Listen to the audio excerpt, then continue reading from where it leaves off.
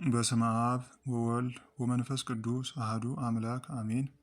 ሰላም ውድ የእግዚአብሔር ቤተሰቦች፣ የእመቤታችን የቅድስት ድንግል ማርያም የአስራት ልጆች፣ የቅዱሳን ወዳጆች ፍጹም በሆነ እግዚአብሔር ሰላምታ ሰላም እላችኋለሁ። እንደምን ቆያችሁ?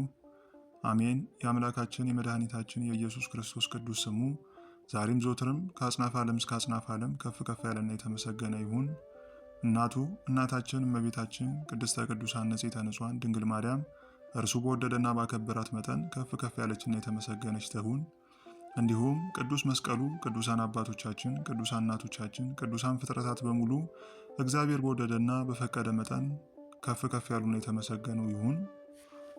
ዛሬ እንግዲህ እንደ እግዚአብሔር ፍቃድ አንድ አዲስ እና አወያይ የሆነ የታሪክ ማስረጃን ይዤ ቀርብ ያለው መረጃችንም የሚያጠነጥነው በባለፈው ክፍላት በቀጣይ እንደምናነሳው ጥቁምታ ስለሰጧችሁ ስለ ናግራን ሰማዕታት ይሆናል። ወደ ፍሬ ሀሳባችን ከመግባታችን በፊት ግን ግርታ እንዳይፈጥርብን በረከታቸው ይደርብንና የእነዚህን ሰማዕታት ታሪክ በተወሰነ መልኩ ለመዘከር እንሞክር።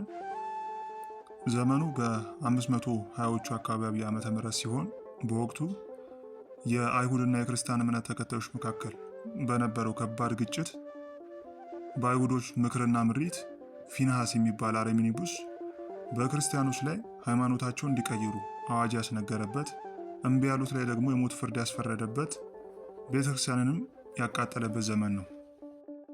በዚህም መካከል እንደተለመደው ክርስቲያኖችን ሊያጠፋ ቤተክርስቲያንን ሊያቃጥል ወደ ናግራን ሀገር ሲመጣ ግን ነገሩ ቀላል ሆኖ አላገኘው። ምክንያቱም በረጅምና ጥብቅ በሆኑ አጥሮች የምትጠበቅ ሀገር ስለነበረች ነው። ይህም ንጉሥ ወደ ሀገሪቷ በጦርነት መግባት እንደማይቻል ስላወቀ በስምምነት ለጦር እንዳልመጣ በማስመሰል ምሎና ቃል ገብቶ እንዲገባ ተፈቀደለት። በዚህ መካከል ግን አታላይ እንደሆነና የመጣውም ለጥፋት እንደሆነ ቅዱስ ሂሩት የሚባሉ አባት ቢናገሩ በሳቱ ቃላቸውን ያመነና የተቀበለ ባለመኖሩ ምክንያት ይህ አረሜ ወደ ከተማ ከገባ በኋላ ቃሉን በማጠፍ በክርስቲያኖች ላይ ብዙ እልቂት አስከተለ። እኚህንም አባት ጨምሮ ብዙ ክርስቲያኖች በሃይማኖታቸው በእምነታቸው ጸንተው በሰማዕትነት አረፉ። ይህንንም በክርስቲያኖች ላይ የደረሰውን የግፍ ተግባር የሰሙት በወቅቱ በኢትዮጵያ ለነግሶ የነበሩት ጻድቁ ንጉሥ አጼ ካሌብ ይህን እልቂት ለማስቆምና ይህን አይሁዳዊ ለማጥፋት ከአባታችን ብፁዕና ቅዱስ ከሆኑት ከአቡነ አረጋዊ ቡራኬ ተቀብለው እግዚአብሔርን በሱባኤ ጠይቀው መጀመሪያ እግዚአብሔር በገለጠላቸው የዋሻ መንገድ በስውር ለ3 ቀን ተጉዘው በኡራ ሀገር ያመጹትን ከሃዲያንን በዋሻው መንገድ ድንገት ደርሰው አንድም ሳያስቀሩ አጠፏቸው። ሲቀጥልም በመርከብ ወደ የመን በመሻገር ይህንን ከሃዲ ንጉሥ ገጥሞት እንዳሸነፉትና የክርስቲያኑን ሞትና ስደት የቤተ ክርስቲያንን መፍረስና መቃጠል አስቁመው ሕዝበ ክርስቲያኑን ሰብስበው ቤተ ክርስቲያንንም ተክለው እንደተመለሱ ይነገራል።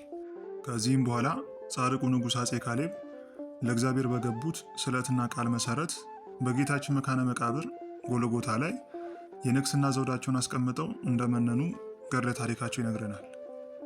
እንግዲህ እንዲህ በተወሰነ መልኩ ይህን ታሪክ ካየን ዘንዳ ጥያቄ የፈጠሩብኝን በኢትዮጵያና በኤርትራ የሚገኙ የቃል የጽሑፍ እንዲሁም የቦታ ታሪኮች አሉ። አንደኛው ጻድቁ ንጉሥ አጼ ካሌብ የኡር ከተማን ከሃዲያንን ድንገት ደርሰው ያጠፉበት እግዚአብሔር የገለጠላቸው ሚስጥራዊ ዋሻ ከአክሱም ተነስቶ በአሁኗ የኤርትራ ሀገር ሰነአፊ በሚባል ቦታ እንደሆነ መረጃ አግኝቻለሁ። ሰነአፊ ማለት በምስሉ የምትመለከቷት ስፍራ ስትሆን በስፍራ የተለያዩ ጥንታዊ ሐውልቶች፣ ፍርስራሽ የህንፃ ቅሪቶች ያቀፈች ሲሆን ከታሪኩ ጋር ያነሳ ነው የዚህ ዋሻ መውጫ ከነ ታሪኩ የሚያውቁ አባቶች እስከ ቅርብ ጊዜ እንደነበሩ በቦታው ይነገራል። ሌላው ከዚህ ጋር ተያይዞ በሁለተኛነት ጥያቄ ሆነብኝ ጻድቁ ንጉሥ አጼ ካሌብ ይህን አይሁዳዊ ንጉሥ ከነ ሰራዊቱ ድል ካደረጉት በኋላ በህዝቡ ላይ አብርሃም የሚባል ንጉሥ እንዳነገሱ እርሱም ደግሞ መቀመጫውን በሰና እንዳደረገ የታሪክ መዛግብት ይነግሩናል። አንደኛ የጻድቁ ንጉሥ በሚስጥር የተጓዙበት ዋሻ መውጫው በሰናፊ መገኘቱ፣ ሁለተኛ ደግሞ የናግራን ህዝብን ነፃ ከወጡ በኋላ የነገሰው ንጉሥ አብርሃም መቀመጫውን የንግስና መቀመጫውን በሰናፊ ከተማ መሆኑ እውነት የናግራን ሰማዕታት ሀገር በአሁን የታሪክ ዘገቦች እንደሚነገረን በአሁኗ የመን ግዛት ውስጥ ነው ወይስ በሰናአፊ ነው የሚል ጥያቄ ፈጥሮብኛል።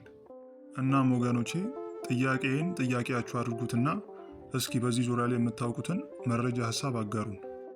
ይህን የመሳሰሉ ሌሎች ጥያቄ ያላቸው ወንድምና እናቶች ስለሚኖሩ እነርሱ ጋርም ተደራሽ እንዲሆን ይህን የጥናት ማህበራችን ይሰፋና ይጠነክር ዘንድ ሰብስክራይብ፣ ላይክ፣ ሼር ማስደረጋችሁን አትርሱ እያልኩ የዛሬ መማማራችንን በዚሁ በሄደር ጥያቄ ጨርሰናል። በቀጣይ እንደ እግዚአብሔር ፍቃድ የምናየው ስለ ሰማዕቱ ቅዱስ ጊዮርጊስና በኢትዮጵያ ላይ ስለተሰራው ሚስጥራዊ ደባ ይሆናል። ሰላም እግዚአብሔር ከሁላችን ጋር ይሁን። ስብሐት ለእግዚአብሔር ወለወላዲቱ ድንግል ወለመስቀሉ ክቡር አሜን።